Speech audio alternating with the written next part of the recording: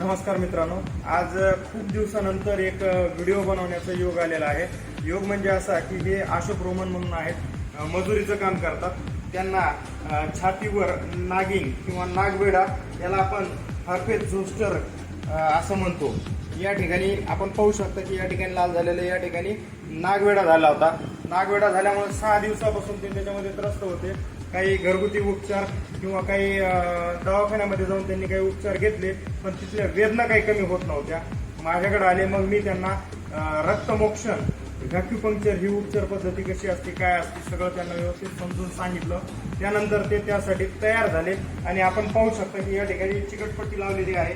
या ठिकाणी आपण रक्तमोक्षण केलेलं आहे। रक्तमोक्षण करण्यापूर्वी तीव्र वेदना होता आणि त्यांना त्रास पण व्हायचा, श्वास घेताना त्रास व्हायचा, कपड्याचा धक्का लागला तरी त्यांना खूप त्रास होत होता छातीमध्ये। रक्तमोक्षण केल्यानंतर त्यांना एक 10 मिनिटांमध्ये खूप चांगला रिलीफ पडला आहे। आता ही सगळी गोष्ट कशी घडली आपण हे त्यांच्या तोंडाने ऐकूया। अशोक रोमन, तुम्ही सांगा आपल्या रुग्णांना। डॉक्टर साहेब आल्यापासून इकडं मला उपचार केल्यापासून बरं वाटलं। 1-1.5 घंट्यापासून आलो होतो, बसलो मी, त्यांनी एका 15 मिनिटात मला बरं केलं। बरं, ह्याच्या आधी तुम्हाला किती वेदना, म्हणजे जे दुखणं होतं ते खूप जोराचं तीव्र होतं? 5-6 दिवसापासून मी परेशान आहे। त्यामुळे तुम्हाला कामही करता येत नव्हतं, तुमची मजुरी पण बुडली, आर्थिक नुकसान झालं, बरोबर आहे की नाही? उसास टाकता येत नव्हतं। बघा, या रुग्णाला, या पेशंटला आपण फक्त 10 ते 15 मिनिटांमध्ये वेदनेपासून मुक्त केलं आहे। त्यामुळे रक्तमोक्षण ही खूप चांगली चिकित्सा आहे।